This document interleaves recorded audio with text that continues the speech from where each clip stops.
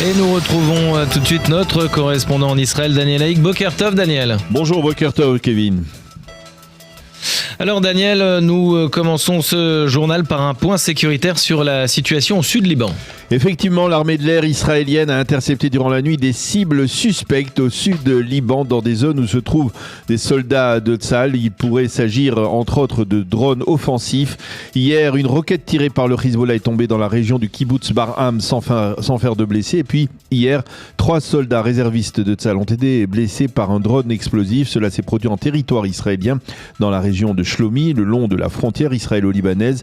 Un des soldats a été grièvement blessé. Ses 2 autres camarades ont été plus légèrement touchés. Selon les données de l'armée israélienne, une centaine de soldats ont été blessés au cours des dernières semaines par ces drones explosifs. Le Premier ministre du Qatar, Mohamed Al-Thani, s'est entretenu hier à Miami avec le secrétaire d'État américain Marco Rubio.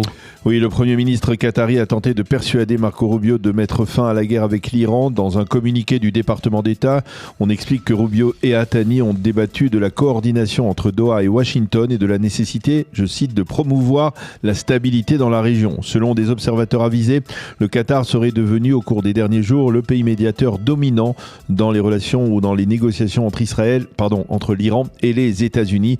Hier, le président Trump a affirmé qu'il espérait recevoir au plus vite la fameuse réponse iranienne aux propositions américaines en vue d'un cessez-le-feu.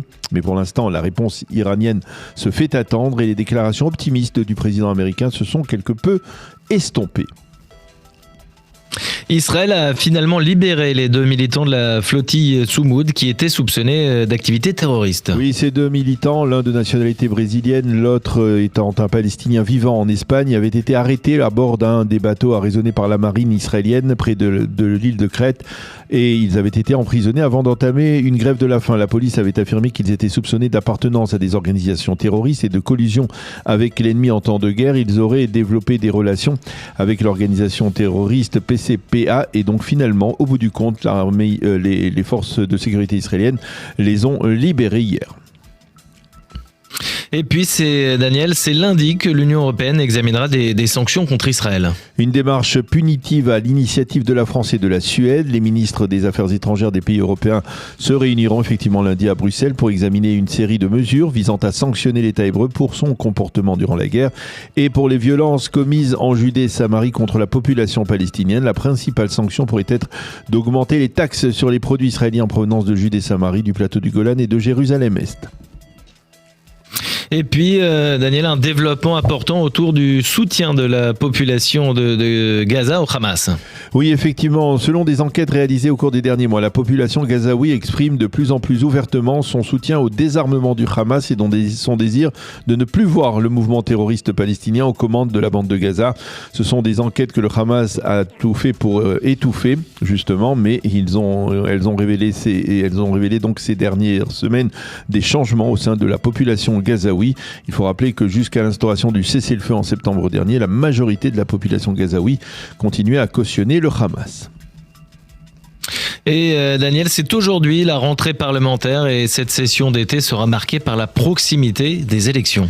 Oui, pour l'instant, la date du scrutin n'a pas encore été annoncée, mais selon les observateurs politiques, tout porte à croire que les élections auront bien lieu le 27 octobre prochain, c'est-à-dire à la date prévue par la loi 4 années exactement après le précédent scrutin. La session d'été risque d'être mouvementée. La coalition a en effet l'intention de voter d'ici le mois de juillet plusieurs lois qui sont incluses dans la réforme judiciaire du ministre de la Justice, Yariv Levin. L'incertitude se poursuit autour du vote de la loi sur l'enrôlement des élèves des yeshivot. Ceci étant, Dedi Simri, qui est un ex-général et un père endeuillé par la perte de son fils Guy au combat le 7 octobre 2023, a annoncé son entrée en politique. Il envisage de créer une nouvelle formation de droite qui réunisse les personnalités marquées par la catastrophe vécue par Israël ce jour-là. Par contre, le chanteur Idan Hamedi, qui vous le savez a été grièvement blessé à Gaza durant la guerre, a formellement démenti avoir apporté son soutien à Binyamin Netanyahou, comme le prétendait une fake news diffusée sur les réseaux sociaux en Israël. C'est un mensonge éhonté, a-t-il annoncé hier soir. Et puis Daniel, pour conclure ce journal, une nouvelle rassurante pour l'économie israélienne. Oui, l'agence de notation internationale S&P a confirmé hier la notation de A qu'elle avait déjà attribuée à l'État d'Israël. L'agence parle d'une notation stable. Elle souligne la résilience de l'économie israélienne en période de guerre et la solidité des performances budgétaires d'Israël durant la guerre. Cette notation est encourageante car elle va permettre de rassurer les investisseurs potentiels étrangers qui voulaient investir en Israël mais qui craignaient que l'incertitude sécuritaire ne soit de mauvais augure.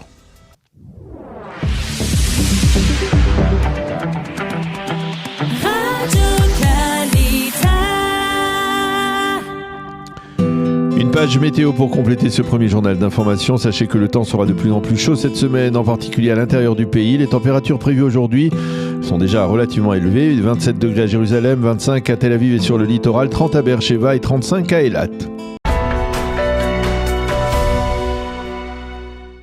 Eh bien, nous avons le plaisir d'accueillir dans notre studio ce matin Chaim Berkovitch. Chaim, bonjour, Boker Tov. Bonjour à tous. Merci d'être venu dans notre studio. C'est pour une bonne cause, c'est pour nous parler de votre dernier ouvrage, Free Palestine, on vous a menti. Enquête sur le mythe de cette Free Palestine. Un ouvrage, c'est le 4e ouvrage. Alors, on va essayer tout de suite rentrer dans le vif du sujet. Alors, d'abord, on va quand même vous présenter pour nos auditeurs qui ne vous connaissent pas encore. Je ne pense pas qu'ils sont nombreux. Vous êtes consul honoraire de Papouasie-Nouvelle-Guinée, effectivement, Papouasie-Nouvelle-Guinée. Vous êtes écrivain, vous êtes chroniqueur en particulier sur I24 News, et vous êtes aussi un historien qui s'est distingué en particulier dans le dossier du tombeau des rois. On s'est parlé à plusieurs reprises de ce dossier qui reste toujours un dossier épineux, on va dire, à Jérusalem.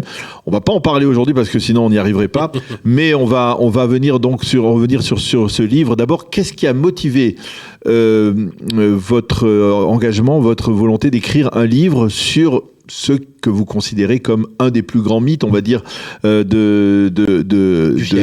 du siècle, ou en tout cas de ces dernières années, en particulier depuis le 7 octobre. Écoutez, je vais vous dire, ce qui m'a motivé, c'est tous les messages que je reçois sur les réseaux sociaux, sur Facebook, sur Instagram, sur X, etc. Des messages qui montrent des messages de haine, des messages qui vous dites n'importe quoi, vous avez volé la terre des Palestiniens, vous avez fait ci, vous commettez un génocide, etc.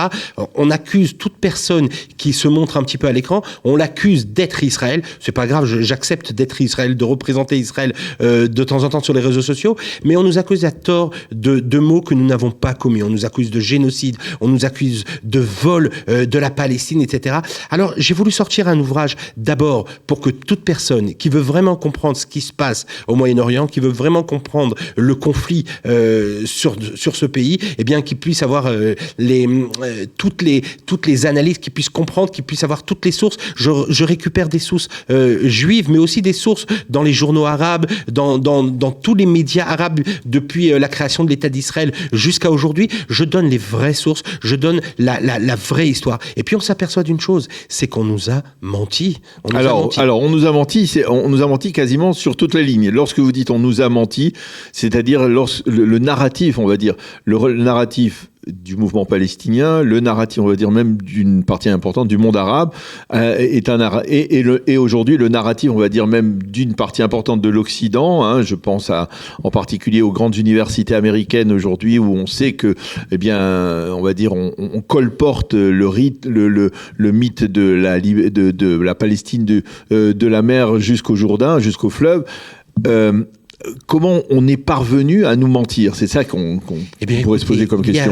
Je pense qu'il y a eu un homme qui a été très très fort, un homme qui avait du sang qui dégoulait de ses mains. Je parle de Yasser Arafat, qui a réussi à sortir ce mythe, et il a été suivi. Vous savez. Alors le premier mythe, c'est quoi? Le premier mythe, c'est l'existence même d'un peuple palestinien. Le premier mythe, c'est même le nom Palestine. Même le nom Palestine, parce que si on retrouve à l'époque du mandat britannique, eh bien en Palestine il y avait des Juifs. Il y avait des Juifs qui avaient des papiers où il y avait marqué Palestine en hébreu. Il y avait des billets de banque où c'était écrit en hébreu. Mais c'est plus que ça. C'est le mythe sur le nom. C'est le mythe sur ce peuple qui n'est pas en réalité un peuple, qui est ce sont des groupes, des tribus qui sont venus s'installer. Il y a beaucoup aussi d'Arabes qui sont venus parce que le sionisme a donné du travail depuis la fin du 19e siècle. Le sionisme a apporté énormément de travail dans la région.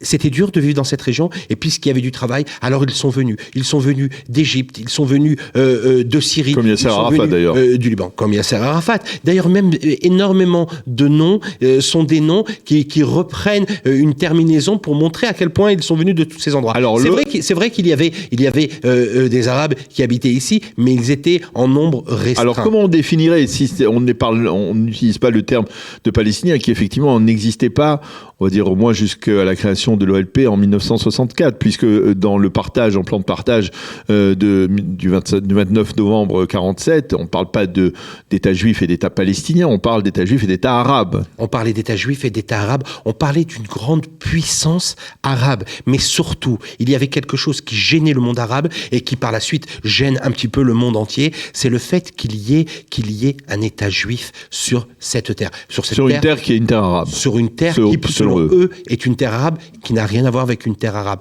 Si on reprend l'histoire du partage en 1947, si on reprend l'histoire du partage, ils ont gagné. Ils avaient la possibilité d'avoir encore un État, encore un partage sur un partage. On se rappelle que toute la partie de la Jordanie a été prise. Oui, par le royaume transjordanien, ce que l'on appelait à l'époque. Exactement, le royaume transjordanien. Bref, on a déjà eu un partage. On nous a proposé un autre partage. On avait tellement soif d'avoir un endroit, de pouvoir se retrouver sur notre terre, le retour des exilés depuis 2000 ans où on l'attendait. Eh bien, on était prêt à accepter. Mais eux n'ont pas accepté. Pourquoi ils n'ont pas accepté? Ils ne voulaient pas un État. Ils ne voulaient pas un autre État. Ils ne voulaient pas de Juifs sur la terre d'Israël. Et donc, maintenant, comment... parce que finalement, ce mythe, il a rebondi, en particulier depuis le 7 octobre. Très rapidement, on va dire, ça a été l'un des leitmotifs des anti-israéliens, et pour ne pas dire des antisémites, de dire on veut la Palestine de la mer jusqu'au fleuve.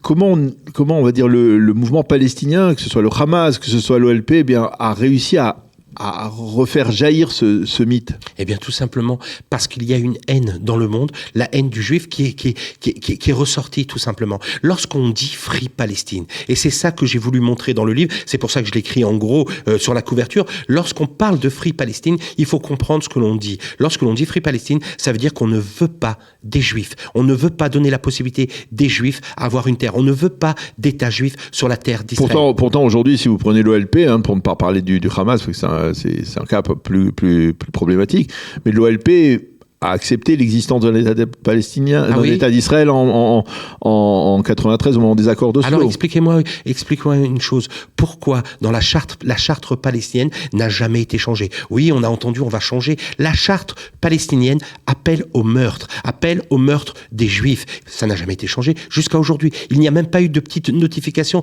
de rectification sur un des articles. Entre parenthèses, tous les articles, je le reprends dans le livre, toute la charte palestinienne, elle parle que d'une seule chose, c'est le combat légitime contre les Juifs, parce qu'il faut faire partir les Juifs de cette terre. Mais je vais vous dire, pourquoi ça marche? Pourquoi ce slogan Free Palestine, il marche? Je vais vous dire pourquoi. C'est de la même façon que depuis le Moyen-Âge, on nous a accusés de toutes sortes de mythes, tels que le fait qu'on empoisonnait, qu'on prenait le sang des enfants, le crime rituel, et qu'on le mettait dans le pain azim, dans les matzot. On est pareil. Ou alors qu'on jetait quelque chose dans les puits pour empoisonner les populations. C'est exactement ça. On nous accuse de génocide. On utilise des termes qu'on ne comprend pas. Comment vous expliquez que, par exemple, ces accusations, elles soient colportées aussi facilement, elles soient, on va dire, acceptées aussi facilement? Par exemple, que par les médias occidentaux, ne parlons que des médias français, c'est quasiment presque établi qu'il y a eu un génocide à Gaza.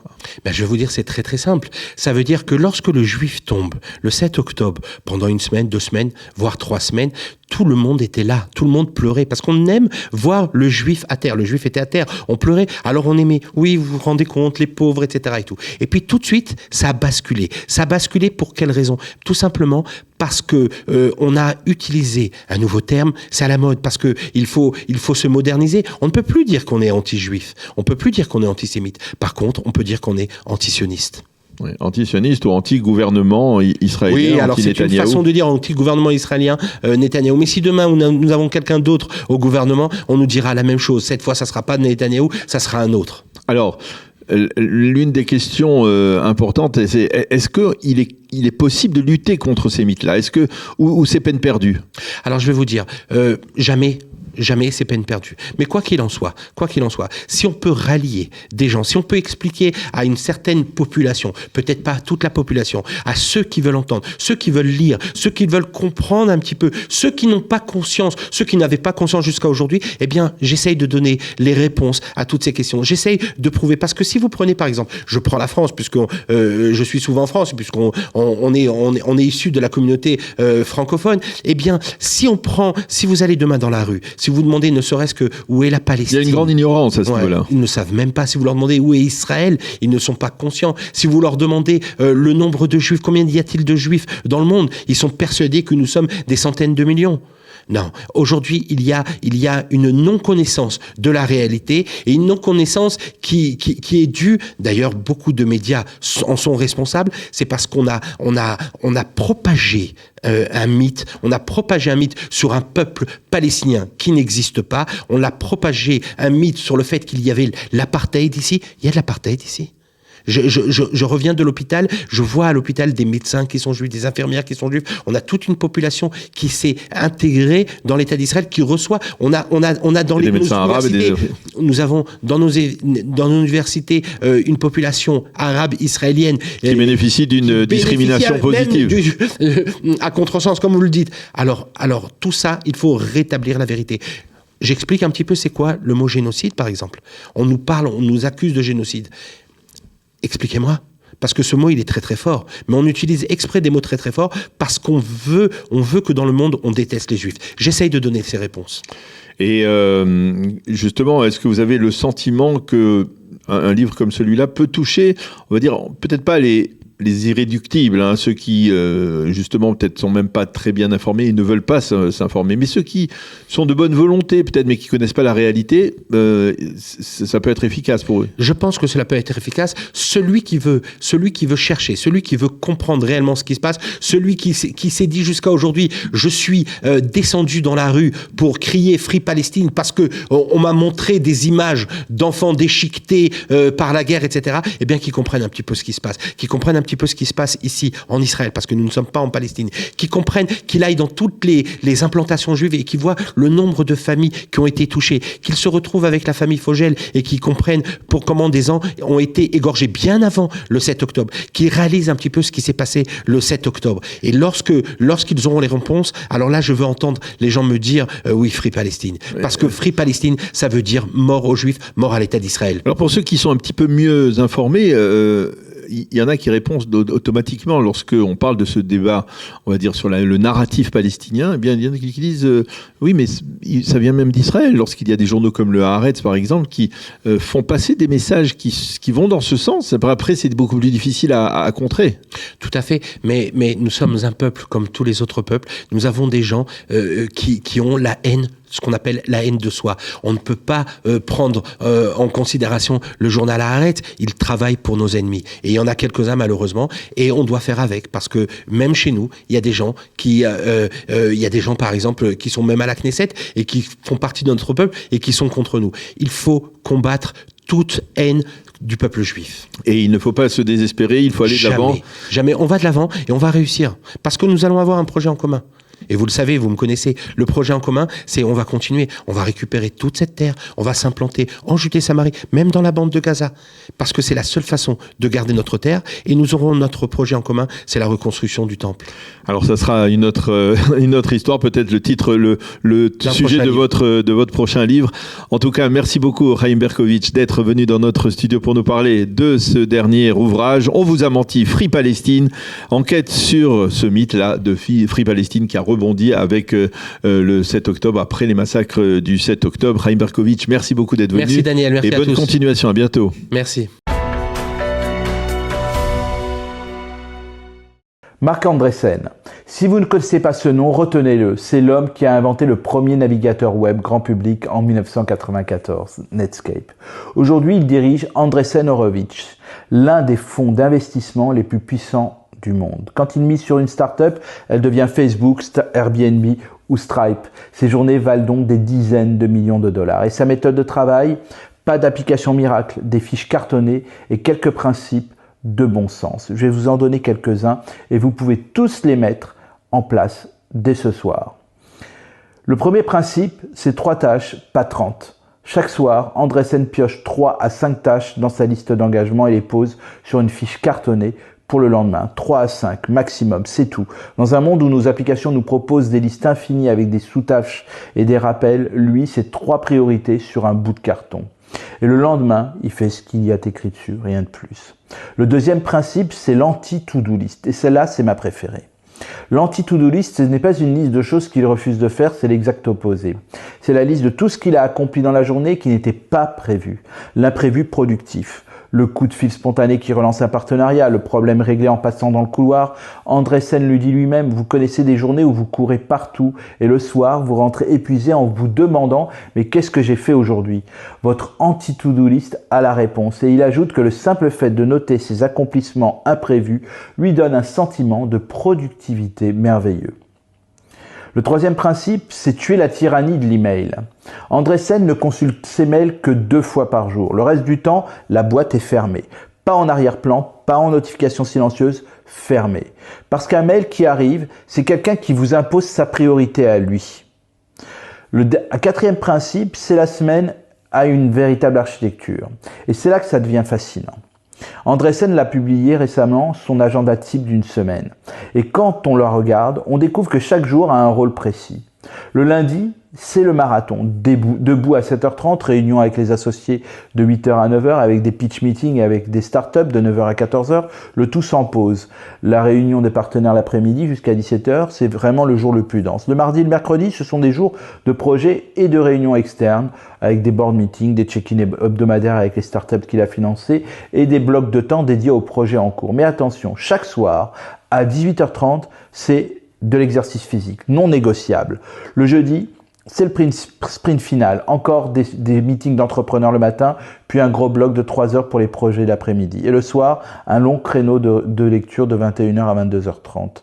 Le vendredi, c'est la revue de fin de semaine avec des réunions partenaires le matin, puis à 14h, ce qu'il appelle le weekly sweep, c'est le balayage complet de tout ce qui est en cours et de tout ce qui traîne. Et le week-end, il le protège. Ça peut vous rappeler quelque chose. Mais en tout cas, le temps libre, le sport, la lecture, le retour avec la famille. Il dit, si vous ne programmez pas assez de temps libre, vous finissez par détester vos agendas. Ce qui est frappant, c'est que chaque journée inclut du temps libre planifié pour la lecture, pour du sport. Ce ne sont pas des options, ce sont des blocs dans l'agenda au même titre qu'une réunion importante. La lecture, comme le sport, c'est indispensable pour lui, comme le temps libre. Andreessen traite son hygiène de vie comme un rendez-vous d'affaires. Si je peux conclure, l'homme qui finance la révolution technologique mondiale travaille avec des fiches cartonnées, 3 priorités par jour et un agenda où le temps libre est aussi sacré qu'un conseil d'administration. Ce n'est pas un paradoxe, c'est une leçon. La productivité, ce n'est pas remplir son agenda, c'est le structurer pour que chaque semaine ait du sens et chaque soirée du repos. Prenez une fiche ce soir, 3 tâches pour demain et bloquez aussi 1 heure pour vous, rien que pour vous. Ce matin, le Yediot Aharonot consacre sa manchette à la situation, on peut le dire, incertaine au sud Liban. Le journal nous montre une photo d'une attaque de l'armée de l'air israélienne contre une position du Hezbollah à Nabatieh et il titre « Lorsque la fumée se dispersera ». Cela lui permet d'affirmer en surtitre que les Américains ont annoncé la tenue d'un 3e round de pourparlers ce jeudi à Washington entre Israéliens et Libanais. En attendant, les tirs du Hezbollah donc se poursuivent et plusieurs soldats ont été blessés par des drones explosifs. Au total, une centaine de soldats ont été blessés par ces drones depuis le début de la guerre. Un soldat sur place affirme « Pour l'heure, il n'y a pas de réponse absolue à cette menace. Il faut tout simplement se cacher et prier ». De son côté, le Israël croit à savoir que Tsahal va accentuer au cours des prochains jours ses frappes contre le Hezbollah et justement afin de pousser les Libanais à négocier et assouplir leur position. Et puis dans le Yediot Aharonot de ce matin, une information sous forme de scoop sécuritaire qui commence à faire du bruit. Selon le Wall Street Journal, Israël aurait créé une base militaire secrète en Irak. Cette base aurait été créée avant le début de l'opération Rugissement du Lion. Elle était occupée par des dizaines de soldats membres des unités d'élite de Tsahal, en particulier de l'unité de sauvetage 669, l'unité de sauvetage militaire de l'armée israélienne. Leur mission, réagir dans les délais les plus brefs en cas de crash d'avions de chasse israéliens sur le sol iranien et augmenter la probabilité de récupérer les pilotes en territoire ennemi. Cette base était connue des forces américaines. La manchette du Israël Hayom s'inscrit justement dans le même ordre d'idées puisqu'elle révèle la possibilité pour les Américains d'installer des bases militaires en Israël. Et oui, la création de telles bases serait l'expression d'une consolidation de l'alliance et de la coopération entre Israël et les États-Unis telle qu'elle s'est exprimée depuis le début de la guerre, le 28 février dernier. Côté israélien, on affirme qu'il y a des unités américaines qui ne bougeront plus d'ici. Les Américains se sont rendus compte de la puissance de Tsahal et ils comprennent qu'Israël est aujourd'hui un bastion protégé qu'il faut pouvoir utiliser. En pages 2 et 3, ce matin, le Israël Hayom dresse un tableau très sombre de la situation du régime iranien. Alors que les Américains attendent toujours la réponse de Téhéran à leur proposition de cessez-le-feu, des informations font état d'un effondrement économique du régime. Le taux de chômage a atteint 50%. L'impact économique touche désormais même les soldats et les officiers des gardiens de la révolution qui ne reçoivent plus apparemment leur salaire. Le Israël Hayom révèle également que la Chine exerce actuellement des pressions sur les Iraniens afin qu'ils mettent fin le plus rapidement possible à la guerre. Dans son analyse, Yoav Limor, le responsable sécuritaire du Israël Hayom, fait une constatation plutôt problématique. Selon Yoav Limor, les intérêts internationaux de Donald Trump ne coïncident plus obligatoirement avec les intérêts sécuritaires d'Israël. Limor constate que même si Donald Trump continue à zigzaguer entre des négociations avec les Iraniens et des menaces de frappe américaines, eh bien la prolongation du cessez-le-feu conduit le président américain à être de moins en moins enthousiaste à l'idée de reprendre des hostilités, d'autant plus que les pressions intérieures aux États-Unis en faveur d'un arrêt de la guerre ne cessent d'augmenter, en particulier en perspective des élections du mid-term. Une page politique maintenant avec les quotidiens israéliens qui nous rappellent la rentrée parlementaire aujourd'hui à la Knesset. Le Yediot Aharonot titre « Ce sera l'été de Binyamin Netanyahou », un été au cours duquel le Premier ministre va devoir faire voter plusieurs projets de loi déterminants pour sa coalition. Et selon l'entourage de Binyamin Netanyahou, l'un des critères essentiels pour décider de la date des prochaines élections sera justement la capacité du Premier ministre à faire voter des lois liées à la réforme judiciaire. La loi que M. Netanyahou voudrait absolument faire passer, celle visant à diviser les fonctions de la conseillère juridique du gouvernement en deux. Cependant, le Yediot Aharonot reconnaît que la probabilité de faire passer une telle loi avant le mois de juillet prochain est très faible. Le Israël Hayom lui aussi évoque cette rentrée parlementaire et le désir de faire voter cette séparation des fonctions du conseiller juridique. Selon Israël Hayom, tout porte à croire que les prochaines élections auront lieu le 27 octobre prochain. Et justement, en perspective des élections législatives, la chaîne 12 a rendu public vendredi soir un sondage qui a de bonnes raisons d'inquiéter Binyamin Netanyahou. Selon ce sondage, seuls 58% des électeurs qui ont voté Likoud il y a 4 ans sont absolument certains de revoter pour le grand parti de droite lors des prochaines élections, ce qui signifie que 42% soit ne voteront pas pour le Likoud, soit hésitent à voter pour ce parti. Parmi ceux qui ont décidé de ne plus voter pour le Likoud, 10% ont l'intention désormais de soutenir la liste conduite par Naftali Bennett, 6% préféreraient se joindre à Gadi Eisenkot et à son parti Yachar.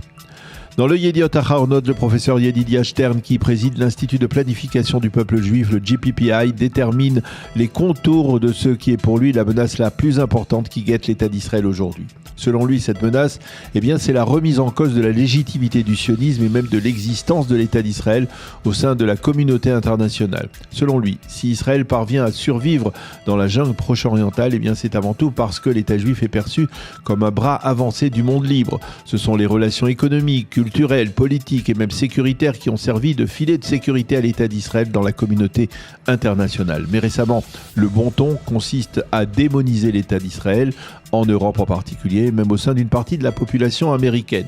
Quelles que soient les raisons de cette démonisation, que ce soit l'antisémitisme de gauche ou de droite, nous ne devons pas, écrit le professeur Yedidia Stern, accepter comme cela comme une fatalité. Nous devons modifier le paradigme. Nous investissons 100 milliards de shekels pour notre défense nationale. Nous devons investir également pour lutter contre ceux qui détruisent notre image de marque à l'étranger. Et puis pour terminer, l'un des moyens d'améliorer justement l'image de marque dans le monde, c'est peut-être la délégation des soldats israéliens formés par l'agent juif qui était récemment en Europe dans le cadre du projet des émissaires en uniforme. Une délégation de plusieurs soldats israéliens d'origine européenne s'est rendue en Allemagne et en Hongrie. Le Yediot Aharonot nous raconte en particulier l'histoire de Rachel Bayer, qui est une soldat combattante d'Antsal et dont les grands-parents étaient des chrétiens évangélistes qui ont décidé en 1972 de venir s'installer en Israël pour y créer une institution très connue d'ailleurs dans l'État hébreu, une institution qui s'appelle Tzedaka et qui est une maison de retraite pour rescapés de la Shoah. Rachel a perdu son frère Uriah, tombé au combat en décembre 2023 dans le sud de la bande de Gaza. Nous n'avons jamais caché nos origines allemandes, mais nous sommes israéliens à part entière, affirme Rachel, qui s'est exprimée devant les membres de la communauté juive allemande et qui les a émus par son histoire personnelle. Nous avons le plaisir d'être en ligne avec Richard Darmon. Richard, bonjour, Boker Tov.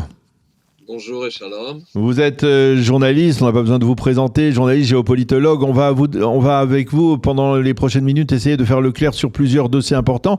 L'un des dossiers qui semble attirer l'attention, c'est l'intention de l'Union européenne, en tout cas des ministres des Affaires étrangères de l'Union européenne, de se réunir lundi à Bruxelles pour tenter de sanctionner l'État d'Israël. À la fois peut-être pour son attitude durant la guerre, mais surtout en particulier par rapport à ce qui se passe en Judée et en Samarie. Apparemment, cela préoccupe beaucoup les Européens. Quelles sont les sanctions que l'Union européenne peut imposer contre l'État d'Israël ? Est-ce que c'est véritablement une menace sérieuse de la part de l'Union européenne ? Écoutez, à vrai dire, il semble que l'accélération de l'actualité, de l'histoire dans cette partie au Moyen-Orient trouble beaucoup les Européens. En fait, ces mesures qui sont envisagées ne sont pas nouvelles. C'est une politique qui s'inscrit dans la continuité de la position de l'Europe par rapport à Israël, et notamment ce qui se passe dans les territoires de Judée-Samarie. Les mesures, c'est des mesures de taxation assez importantes, de 20 à 30% de droits de douane sur tous les produits qui sont fabriqués en Judée-Samarie, ce qui va pénaliser évidemment leur vente en Europe. C'est des mesures qui avaient déjà été prises, des mesures de ce genre avaient déjà été prises dès 2016, donc il y a déjà 10 ans. Et puis, il y a des mesures individuelles contre certains ministres du gouvernement, on sait très bien lesquels, qui ont l'air de constituer une obsession pour les Européens, le ministre Smotrich et aussi Ben Gvir. Des mesures qui sont cette fois-ci un peu cumulatives. Donc, il y a effectivement une offensive de Bruxelles contre Israël. Et je le répète, c'est quand même très important à comprendre. Ça a l'air un peu spectaculaire, mais ce n'est pas nouveau, puisque nous savons que depuis de nombreuses années, et surtout depuis le 7 octobre, que cette hostilité, j'allais dire structurelle de l'Europe vis-à-vis d'Israël, qui dure depuis longtemps, en fait, s'est accélérée ces 3 dernières années. On a même parlé des capitales de la malfaisance européenne contre Israël, que ce soit Paris, Bruxelles, Londres, Belfast et Madrid, bien sûr, puisque l'Espagne n'est pas en reste. Et donc, on a là un tableau qui est dérangeant. Alors, il y a tout de même un changement au sein de l'Union européenne. La Hongrie, qui était un soutien indéfectible à l'État d'Israël, pourrait avoir un soutien peut-être plus mitigé ou peut-être même rejoindre le camp des opposants à l'État d'Israël avec la nouvelle, les élections, la chute de Viktor Orban et l'arrivée de Peter Magyar. Peut-être que ça peut changer, ça peut handicaper l'État d'Israël par rapport à l'Europe ? Certainement, puisque déjà, même si le changement ne s'est pas fait à la tête de la Hongrie, va se faire dans les jours qui viennent, c'est l'équipe de Magyar qui est déjà aux affaires à Bruxelles. Donc il y a un changement de cap qui handicape Israël, puisque c'est important de préciser, la réunion de demain, il faut une majorité qualifiée au sein donc de ce Conseil des ministres des Affaires étrangères pour adopter des mesures. Et donc, jusque-là, Israël avait une majorité de refus, ou du moins une minorité de refus qui bloquait cette décision. Et maintenant, comme il y a sans doute la défection de la Hongrie, tout ne repose que sur la décision des Allemands. Donc c'est une situation assez précaire qui risque de porter atteinte, disons, à Israël, dans la mesure où, si ces mesures sont adoptées, elles seront quand même pénalisantes. Alors, je voudrais qu'on aborde les deux dossiers qui nous préoccupent de plus près, on va dire ici, et qui sont certainement beaucoup plus impactants que le dossier européen. C'est bien entendu la guerre entre les Américains et les Iraniens, en tout cas le cessez-le-feu qui est en train de se préciser ou qui tente de se maintenir plus ou moins entre les Américains et les Iraniens. On attend toujours la réponse des Iraniens. De notre côté, on peut lire régulièrement dans les journaux, dans les médias, des informations sur l'effondrement de l'économie iranienne. Il y en a encore ce matin dans la presse israélienne. Est-ce que finalement, Donald Trump ne devrait pas patienter un petit peu et peut-être attendre de ne pas envoyer une bouée de sauvetage aux Iraniens de manière prématurée, peut-être attendre que ce régime s'effondre sur le plan économique, parce qu'apparemment le blocage des ports iraniens a eu un impact assez solide sur l'effondrement de l'économie. Oui, la Maison-Blanche avait chiffré à environ $1,5 milliard quotidien la perte chaque jour des rentrées importantes de l'économie iranienne. Ses principales rentrées, c'est la vente du pétrole, et comme justement ils ne peuvent plus le vendre, ils perdent $1,5 milliard par jour d'après Washington. Évidemment que c'est un élément important, d'autant que il faut noter qu'on apprécie ou qu'on n'apprécie pas la manière qu'a le président américain de mener cette guerre économique. Le fait est qu'il a inversé complètement les données de la négociation avec les Iraniens, puisque cette fois-ci, le temps travaille non plus pour les Iraniens qui avaient l'habitude de gérer le temps et qui temporisaient sans arrêt et qui voulaient sans cesse gagner du temps dans les négociations. Là, Trump a initié quelque chose d'assez nouveau avec cette guerre économique, c'est que le temps pénalise l'Iran. Et donc, ce facteur du temps qui était très important dans les tensions entre Téhéran et Washington est aujourd'hui à l'avantage, comme vous le signaliez, de l'Amérique. Mais la situation est tout de même complexe, parce que finalement il y a 3 scénarios qui peuvent se profiler face à cette situation. Soit à force d'être pénalisés, c'est un scénario très théorique, mais les Iraniens pourraient capituler, se rendre aux conditions que veut imposer Trump, notamment sur le nucléaire. Mais ça, c'est un scénario assez improbable, parce que les dirigeants iraniens, quels qu'ils soient, répètent qu'ils préfèrent combattre jusqu'à la mort pour s'opposer à ces propositions américaines. La deuxième possibilité, c'est qu'il y ait, si vous voulez, un clash ou une situation d'attente qui n'est plus tenable, qui à terme ne sera plus tenable pour les Iraniens. Et la troisième scénario, c'est que finalement Trump décide au bout d'un moment, comme les choses ne bougent pas, de se livrer à une attaque rapide de 48 heures, peut-être pas plus, mais pour cibler les infrastructures énergétiques iraniennes, notamment celles du pétrole et les centrales électriques. Et donc, on est dans une phase un peu confuse, mais le temps ne travaille pas forcément pour les Iraniens. Ceci dit, puisque vous posez la question de l'effondrement du régime, effectivement, ces pertes économiques pénalisent énormément, et il y a plus de 2 millions de chômeurs qui n'ont plus de travail en Iran, et ce chiffre risque d'augmenter. Ça risque de créer une situation insurrectionnelle.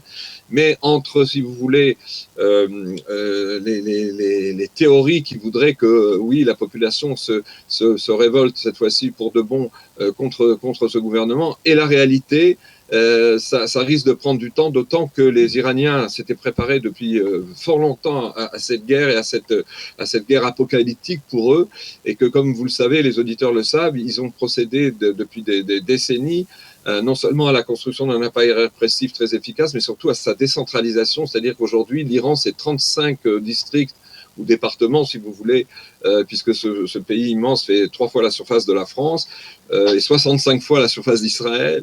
Et donc, ils se sont livrés à une décentralisation des forces de répression qui fait que chaque district, chaque département a son propre gouvernement, ses propres forces. Et c'est pas facile à démanteler, c'est pas facile de se révolter et de mettre à bas un régime de ce genre. Une question concernant le dossier libanais, parce que on le voit, cette fois-ci, le cessez-le-feu, on ne peut pas véritablement parler de cessez-le-feu. Ça fait un mois que ça dure. Il y a soi-disant des négociations entre Israël et le Liban qui, pour l'instant, n'aboutissent à rien.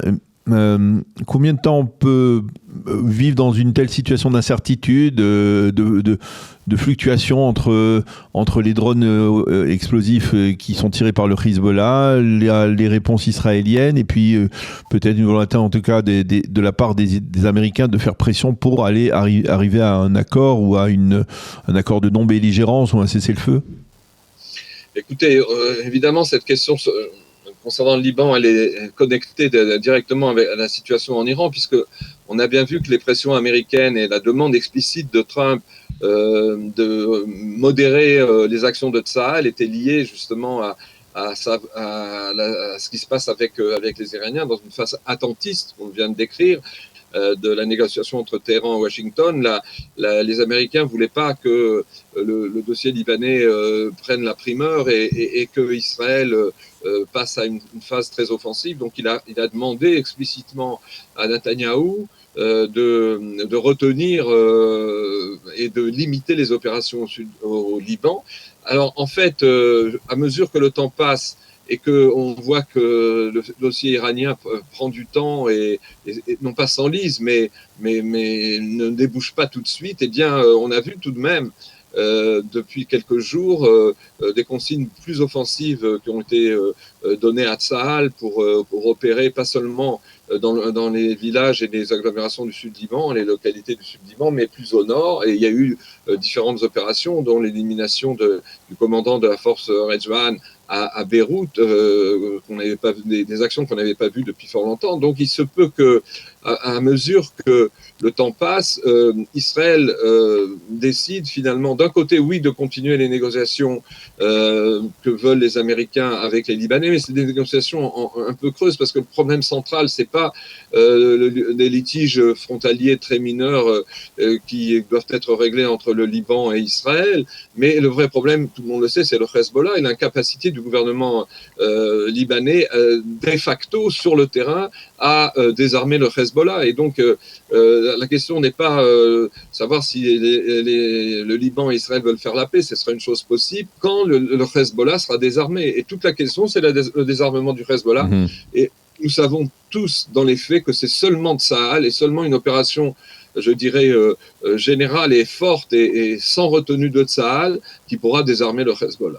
Alors une dernière question qui est liée, on va dire, à l'ensemble de ces dossiers. C'est la rentrée parlementaire aujourd'hui à la Knesset, et on peut se demander si aujourd'hui la situation sécuritaire favorise Binyamin Netanyahou et le Likoud ou au contraire risque de lui porter tort, parce que finalement il n'y a pas de victoire déterminante, ou en tout cas de victoire absolue comme le souhaitait Binyamin Netanyahou, ni sur le front libanais, ni sur le front iranien, ni même peut-être un petit peu mieux sur le front gazaoui, mais ce n'est pas tranchant. Alors est-ce que vous avez le sentiment qu'à 6 mois des élections, Binyamin Netanyahou risque gros par rapport à la situation sécuritaire ? C'est une donnée. Il faut aussi se méfier des sondages. Maintenant, comme on rentre en période électorale, il y a des sondages tous les 2 jours ou même toutes les demi-journées qui ont des résultats, évidemment, qui indiquent que le bloc de l'opposition profite, disons, de l'usure de certains Israéliens de cette période de guerre qui quand les élections auront lieu au mois d'octobre, ça fera 3 ans qu'on est en guerre sur 7 fronts. Et donc, évidemment, il y a une usure dans la mesure où, que ce soit en Iran au Liban où les dés ne sont pas encore jetés et où Tsahal n'a pas donné sa pleine mesure, ou à Gaza où on reparle évidemment d'une éventuelle offensive dans la Gaza-ville et dans la partie qui est encore aux mains du Hamas pour éradiquer et désarmer le Hamas qui refuse en fait de se désarmer. Tout cela, effectivement, dessine les contours non pas d'une victoire éclatante, mais de points marqués par Israël. Mais il se peut que, contrairement à la tendance qu'on relève aujourd'hui, qui est un petit peu cette usure et la remontée, en tout cas dans les sondages tels qu'ils sont organisés, de l'opposition, il se peut que tout cela change si, par exemple, sur le front iranien, il y a un dénouement positif qui s'annonce avec notamment sur la question du nucléaire, avec cette fameuse demi-tonne d'uranium enrichi que les Iraniens devront remettre à une tiers partie. Et si évidemment les choses se débloquent au Liban, je crois que en fait, les sondages et ces inversions dont on parle aujourd'hui tiennent à tellement peu de marge que, en fait, rien n'est joué. Et à 6 mois des élections, il peut se passer encore beaucoup de choses dans notre région. Eh bien, on aura le temps d'en reparler. Merci beaucoup, Richard Darmon, d'avoir accepté de répondre ce matin à nos questions. Bonne journée. Shavuot Tov, à bientôt. À bientôt.